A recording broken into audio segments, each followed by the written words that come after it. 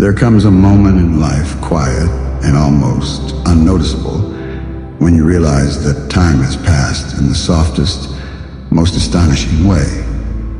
Maybe it's the way your knees sound when you stand up, or how your reflection looks back at you with familiar eyes framed by lines that weren't there before.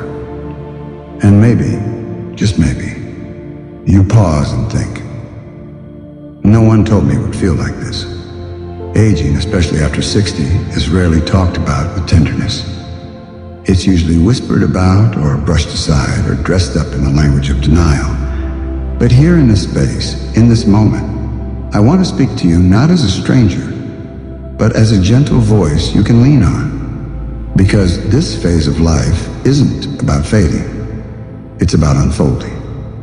Your body, like a trusted old friend, begins to slow down in its own rhythm. You might notice your stamina isn't quite what it used to be.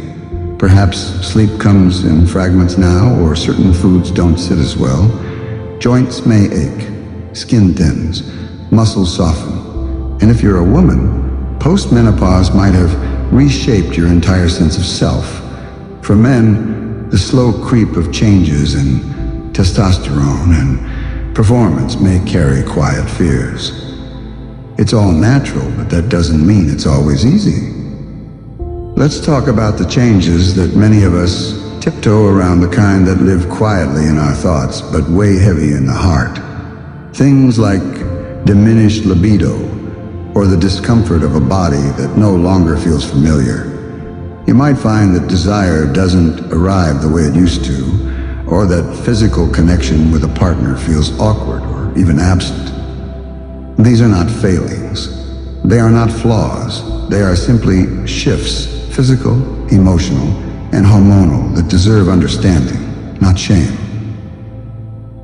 So many older adults feel isolated by these changes.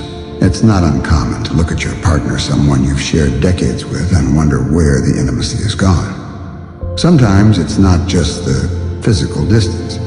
It's the emotional silence that grows when words go unspoken for too long. But let me tell you a story. Richard and Mary had been married for 38 years. They'd raised children, buried parents, survived cancer and bankruptcy and long winters together.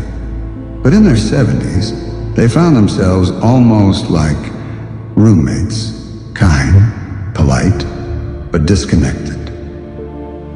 One night, after watching a documentary about love in later life, Richard turned to Mary and said, "Do you still want me to touch you?" The question startled her, but it was the doorway they'd both been waiting for. They really talked about fear, about menopause, about his struggles with performance, about how they'd slowly stopped reaching for each other because neither wanted to be rejected. They decided to begin again, not with grand gestures, but with small ones, holding hands on their evening walks, sharing old photographs, trying new forms of intimacy that didn't revolve around sex, but revolved around closeness. And eventually desire returned, not as it once was, but as something new, tender, slow, deeply cherished. These reconnections are possible not just in theory, but in real life. And they don't come from pretending you're 20 again. They come from honesty, from courage, from understanding that intimacy is not about perfection. It's about presence. It's about saying, "Here I am, just as I am, and I still want to be seen." One of the hardest parts about aging is the way the world sometimes stops seeing you. You might feel overlooked in the supermarket, dismissed at the doctor's office, or like your opinion isn't valued in the room anymore. That invisibility can seep into your bones. But let me say this gently and clearly: you are not invisible.